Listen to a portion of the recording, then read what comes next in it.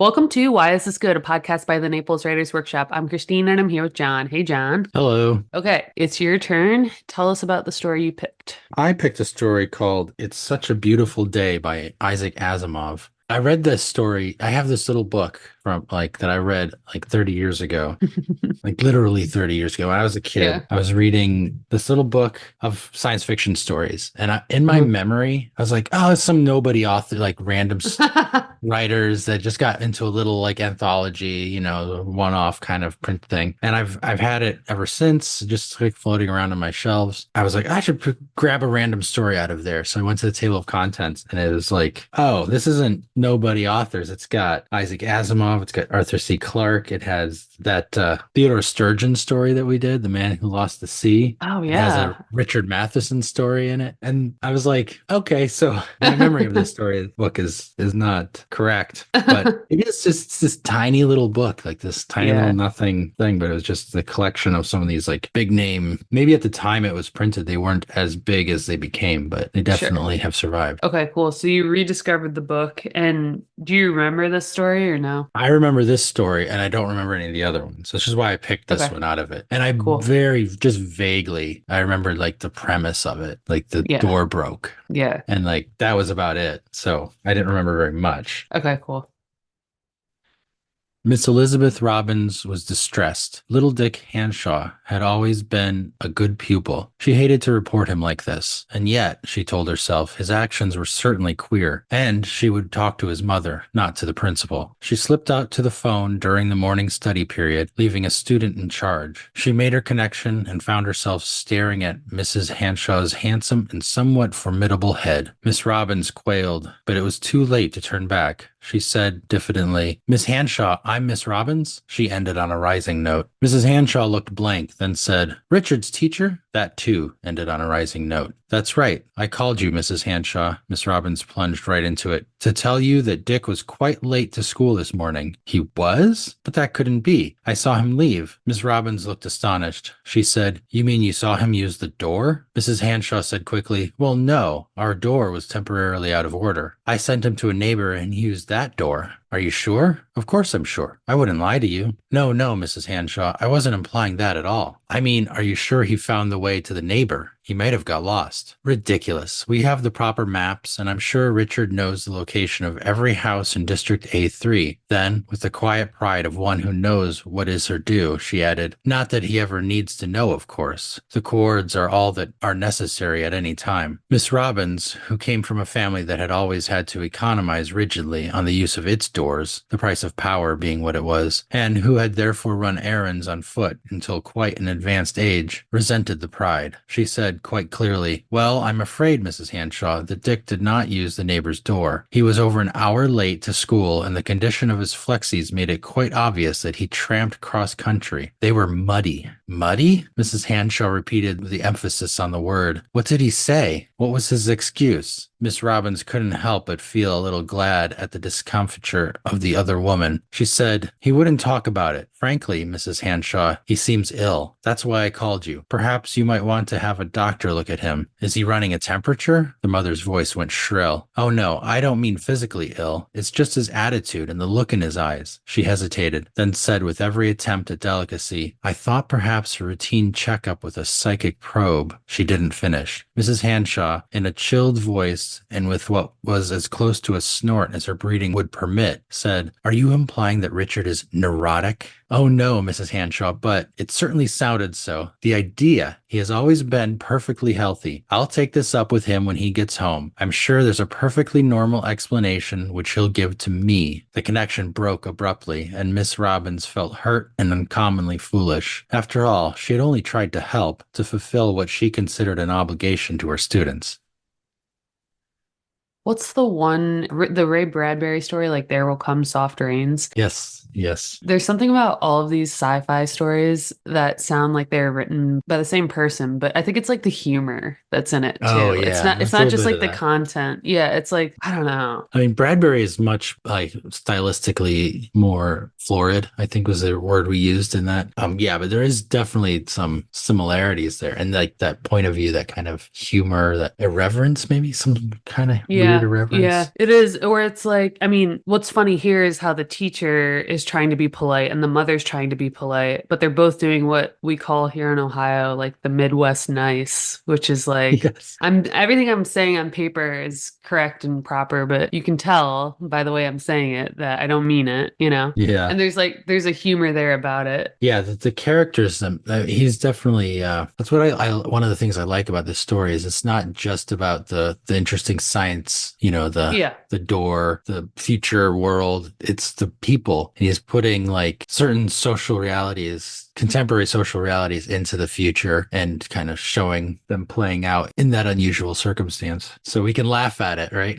Yeah, oh yeah, that all of that is relatable. I thought it was interesting too because I found myself kind of waiting in this story for some larger authority figure to swoop in and get this poor kid in trouble. No, like Harrison Bergeron or something. Yes, well, I mean, because it feels like the type of society that I think there's one mention of how this area came to be and how they have the most advanced technology. They've all decided to go about using these doors and not going outside. It's the extension of what, like, at the time he was writing the development of the suburbs, right? So it's like Yeah. gated community that he's imagining there, Right. basically. So they have some kind of like wealth or whatever or power, but it seems like the only way places like that work is if there's someone in charge kind of forcing it along the way. I mean, anyone that joins a gated community like after the fact that it was formed, those are always like the new X Factor residents that Yeah. maybe want to upend it. And here we have a kid that's like kind of coming of age, so he could be considered one of these like new residents and he's like thwarting this system. And I was like waiting for him to like accidentally lead some kind of like uprising where the rest of his classmates want to, like want to mess around outside. And I kind of like that it was a quieter story that way. Like we just have the mom, the teacher, the boy, and then the psychologist. Yeah. And it's not really about whether or not what he's doing is going to get him in any kind of bigger trouble. It's just kind of like looking at this personal decision that the mom has Thwarting to come to norms. terms with. Yeah. And then, but I think this reminded me a lot too of the other story that we read where it was like about the kid whose brother dies in the weird farming Oh, the John equipment. Gardner story, Yeah, Redemption, yeah, like what kills him? It's a weird the piece of cultipacker. yeah, I remember like having to Google that and being like,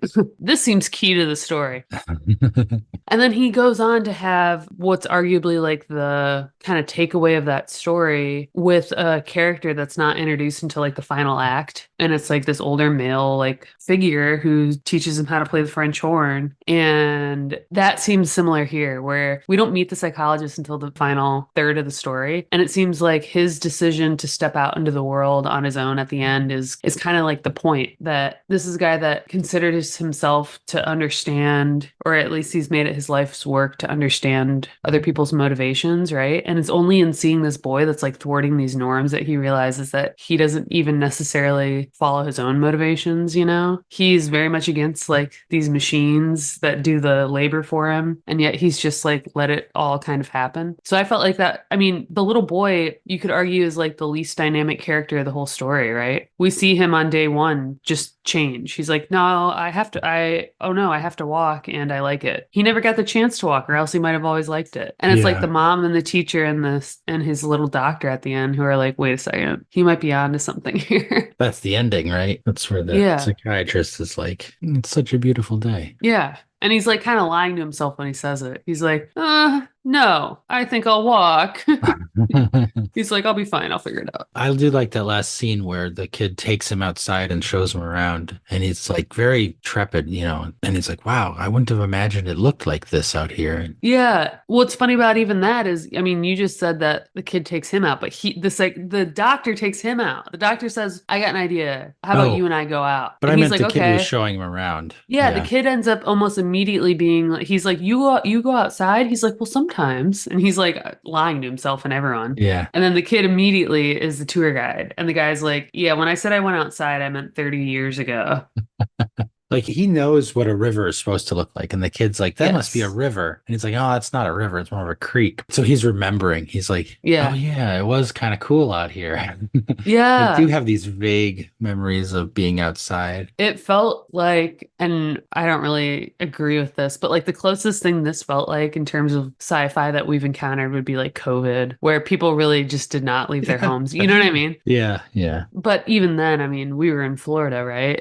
No, People yeah. were not just leaving their homes, they were doing everything. But like there was like sort of this weird thing where it was like you would go from one safe place to another, like, right? Like your home to your car, and you could Yeah. relax in your car. And then like your car to like wherever you were going to go, you weren't going to be safe there though. You had to have your mask on. And then it's like, I mean, I remember I felt like best just like walking around my neighborhood where I never saw another soul. And everyone left me alone and it was wonderful. I think I mixed up in my mind this story, my memory of it. Because I remember the doors and like not going outside. But I think there must be another story in this book where something like climate change or like the sun's expansion or something had like ruined the atmosphere. Maybe it was a nuclear holocaust or something. And people just didn't go outside because it was bad for you. Yeah, actually unsafe. Yeah, so in my memory, I put those two together. So I was Yeah. kind of waiting for when I was reading the story, that kind of moment where they explained why nobody went outside as like a environmental reason rather than Yes. just we got used to using technology. Because, the story is kind of about like it's got all these machines that are taking over aspects of our lives. And like they have the Meccano that like the little robot that does things for them. They got Right. other things and like even the psychiatrist is like has this whole spiel about how machines are taking over ordinary human experiences and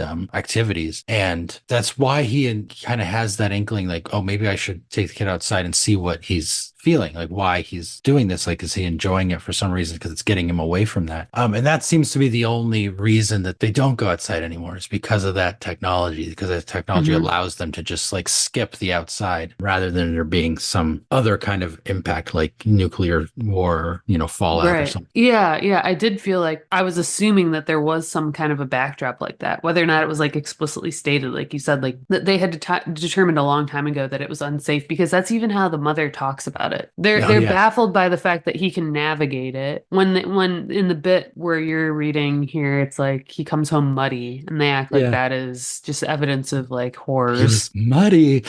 Yeah, so it's like they are afraid of something, but they don't like explicitly say like what it is and like how they all determined that was a thing. And that's why like if anything this also felt like a like sort of a class story because the way the Hmm. mom and the teacher are talking to each other, we don't know much about the mother or like whether or not this kid has like a father figure, in the Yeah, picture. that is interesting. There's no father in it. The mother's referred to as having like some sort of breeding, like I Yes. forget the exact The wording, but it was snorting like thing. It's like the she did the snorting thing. closest approximation or whatever to a snort that her breeding would allow. And Yes. it's so rude because like those interactions felt like these class interactions where it's like the teacher Yes. may or may not live in this area, but she's following these rules because she works almost in a way for these people. Well, she's worked her way into that class, like not into the Yeah, that class exactly. society, yeah. But she's part of that. And they talk about how, like, in places in other parts of the world, they don't even have doors. Like, Yes, how could right. these people live like that? Yeah, so there seems to be like the wealth thing. Yeah. And like usually it is, I mean, the only example I can think of is like food or something where it's like the only people that can afford to shop like 100% organic because we've decided it's better for us or safer are like the richest of rich. And it seems like even though it's not explicit, that's like the undertone here is that like they've decided that this is not for the best. It's not safe or it's like good enough for other people, but not for them if you can avoid it. And now they're rich enough to like live in this area where they don't have to worry about it. It's interesting too, because I think if this story were done today, there would almost have to be an element of like the climate fiction that we read a lot in sci-fi now. And it seems the opposite of kind of what that would be about, because the cli-fi genre is very much about like preserving natural earth. And this seems to be like, natural earth is like this thing that we have to deal with. It's not even necessarily like killing us yet. It's just dirty. But it's supposed to be dirty. Yeah. It's supposed to be nice and natural and beautiful. Like they said, like the one day the kid comes home and it's raining. It's like that's fine. Unless it's literal acid rain and the kid's skin is like sloughing off. Like I think it's okay. But they're kind of acting like they're acting like the natural world is disgusting. I'm like, not yet. It's not disgusting yet. This feels like if it was written today, that would be this underlying tone, which would be that like it is not safe to go outside. That's interesting because at the time he would have been writing this. It was like the nuclear fear, right? People were Right. worried about World War III and what happens after a nuclear exchange. I know that the science hadn't really they didn't know as much about like nuclear winter and those kinds of effects that like kind of developed as the decades passed. They started, figuring out these things, but there was definitely a fear of that after World War II because we'd just seen nuclear bombs used and all this stuff. And this giant world war had just happened. Like it seemed inevitable. So it is interesting that he doesn't use any of that in this, Mm-mm. that this story is more about how technology is going to firm up these class divisions. Like it's such Right. a different world than you would expect him to have made, right? Yeah. For the time and even for now, like, and obviously there were those fears at the time about like every new technology always brings in this like, oh, it's destroying our world. Like, Yeah. Socrates didn't like that writing had been invented because he's like, now people aren't going to be forced to memorize things anymore. They're going to be able to just read them off a piece of paper. No one's going to learn. People are going to be dumb Oh from my now on. God. So, it's been going on for millennia, but that kind of fear of technology is not fear. He's not expressing a fear of technology, but more of a downside. Right. This is actually kind of related to what's going to be my takeaway. The way I think about the story is like he has this idea about doors, and then he just kind of like, okay, what if people stop using the doors to get, and then somebody goes outside, and so he comes up with these characters to kind of explore the situation. But his world building goes so far beyond that. He has to create the whole society in which these doors are being used, and like the stuff we talked about incorporating class ideas in there, like how does wealth impact these doors? How does, the teacher's background growing up poor and then trying to enter into this world as she's gotten older, even his mentions of like faraway countries that don't use doors and how they live. It's all part of like, it's not just I came up with this cool idea for technology. It's how does that technology impact like the entire structure of society and the world and everything that goes on. And that it's such a short story and small, but it's so vast in the kind of the depiction of what these technology has done to the world that he had to think through all those different parts of it. Like that is like the key to world building. It's like figuring out how small changes, and you get this really a lot in science fiction and fantasy, obviously speculative fiction is like small things that you want to kind of explore. How does that impact just the structure of the world? Mm-hmm. And that's world building. It's interesting that I don't think we've really talked about that in any of these stories we've done, but it just struck me in this one how it feels almost throwaway. It's like the story is about a kid who doesn't want to use the technology anymore and he wants to play outside, right? Which is just every kid wants to play outside, but you have to build a world in which that becomes a focus. And his ability to create that world with such detail and yet presented in such a small story is just great. So that is actually going to be my takeaway when we get there. But anyway, and all this stuff we were talking about kind of is related to that. Yeah.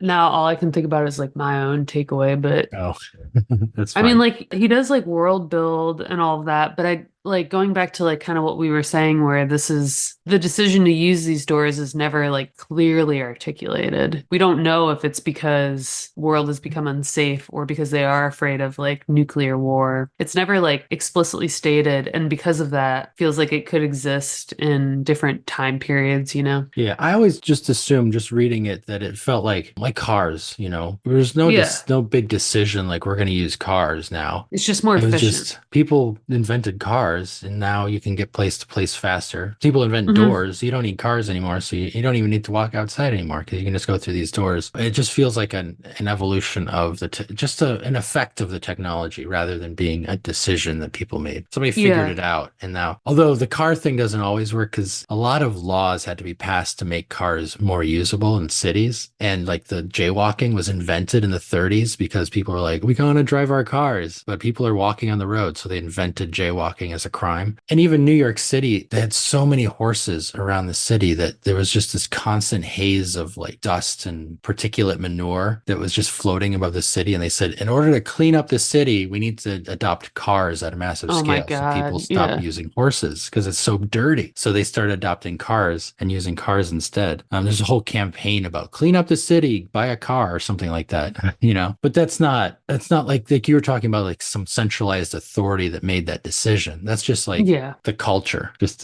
decided we want to clean it up. We want to do this. We've discovered this new technology, so we want to pursue it. Yeah. I guess like my point in just like pointing it out again, though, in terms of a takeaway, is just like for all the world building that he's done, you still don't necessarily need to know everything No, you to don't need to know to everything. That's true. accept. And Yeah. I think that's like an important kind of thing to point out. Like I don't know that people run into this necessarily, but I imagine it is a difficulty of this genre in particular, where if you're inventing a world, it's like sci-fi or fantasy, any of this kind of stuff, you do want to think through definitely all the implications of whatever reality, but you don't necessarily need to tell us how you arrive there. And that's like the Oh, beauty yes. of this kind of storytelling, is that you can just plop us into a place, and as long as you make it believable, like we'll be along for the ride. So it's only, I think, like in reading about this and like maybe discussing it ad nauseum like we do, that we would point out we don't really know what's going on here definitively, but there is enough of this world building and enough of the character development and all of those dynamics that make it believable, and then allow us to kind of, suspend our disbelief to just get to the point of his story. And this story is not about why the world decided to stop using the outdoors. It's Yeah. not really about that, but there's enough there that we can probably have a guess. And maybe he'd be one of those frustrating authors that said, well, I don't really think it through. I don't know. I don't have an answer for you, you know? Oh, Isaac Asimov probably had a thought. Yeah. So it's like, maybe he did and it's just not on the page, whatever it is. Yeah. Like, but the point being that we're not supposed to spend all of our brain power on coming up with that answer. We're just supposed to enjoy what's on the page. That's an interesting because where world building really comes to life is in details. Like every time the story reaches into something, there are details there that define the world around it, around where we're looking, where the story is taking us and pointing things out to us. But it only needs to point at things that it cares about. Right. So the story doesn't need to care about how we got here. The story cares about the fact that we're here and what the implications are of being here, and the fact that this kid is thwarting the system and what that entails. So that's where it's focusing its lens. That's where it's focusing its details. And I wonder too, just given like that this was probably the overarching theme of those days, like you said, like this like nuclear fallout or whatever it was, like if it was like an intentional choice not to include it, not to include mention of why they're doing this. Like if a reader of that time would just be able to just go with the flow of this story and kind of accept it at face value. The same way when there was COVID fiction coming out, the few and far between shitty stories that we read, you didn't have to explain and you didn't have to name even the disease. Like we were Yeah. of a time that we were primed to just accept that there was something happening in the world that required us to use masks or not shake hands, whatever it was, Yeah. like you didn't have to explain it because we're already like primed for that. A lot of the genre at the time was just forward looking. It's like, what is the Yeah. world going to look like? Because they're thinking about technology. They're thinking about post apocalypse if there's nuclear exchange. They're thinking like the Bradbury story we read Yeah. years ago now. And the Harrison Bergeron, even like what happens in the future if they pursue this line of thought about making everybody equal. It's just all about what's going to happen in the future. And this story feels more like what will technology do to us if Right. we keep developing technology? So it's not merely, I don't think, just like nuclear worry, but that's part of it, right? That's so for a lot of stories, like the apocalypse has happened because of nuclear, whatever. But others are just, we're thinking about the future. We're just thinking about the Yeah. future. What does the future world look like? Right. It's almost, I would feel like it should be almost a little more difficult than like somebody like Tolkien who invented a whole secondary world. You don't have to base it on anything. I mean, he did, there's difficulties there, but projecting forward and making it believable for like where we are now, there's a certain complications in that. Hmm.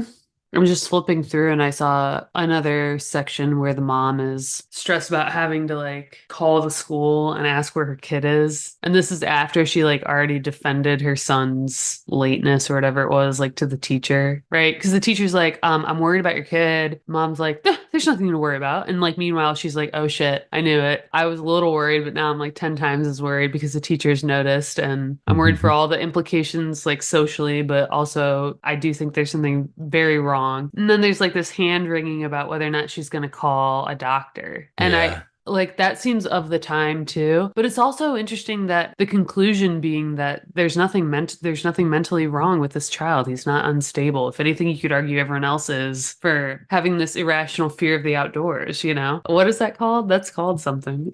That's right. It's interesting. I think that concern over the doctor felt very much of like the 50s. You know, Yeah. there's 50s, 60s, the rise of psychiatry in that part of the century. A lot more people were going to see a psychiatrist, but there was still a stigma to it. And so Right. like that conversation in her head about it was very much of the time too. And, you know, he pushed that forward into his built world as well. You know, Yeah. like what's going to become of that? It is interesting. Yeah, because I don't know, it felt like a concern of the time to wonder if you needed to go see a doctor and like what that Yeah. doctor would do or say. But it also seemed like a little progressive for the doctor to then conclude there's nothing wrong with your son. Like, even though he's thwarting all these norms of the day, even though Yes. he's embarrassing you on several different levels and Yes. scaring you, and even though it takes him now an hour to come home from school every day, like, actually, he's fine. There's a cool irony in this, in that we as the audience recognize what he's doing. He's being a kid. He's going outside, he's Yeah, walking around, he's doing stuff, exploring. exploring the world, but the characters in there find it unusual and strange. This is a fun one. I mean, like, if nothing else, I don't know that I'll necessarily remember this story. Like, it didn't make me feel anything necessarily. Oh yeah, it wasn't It's not a that. bad thing. Well, you kind of cheer for the psychiatrist at the end. You're like, oh yeah, Yeah. go for a walk, enjoy it. Yeah. Or maybe I'm like cheering for like nature. Yeah, makes me want to go outside.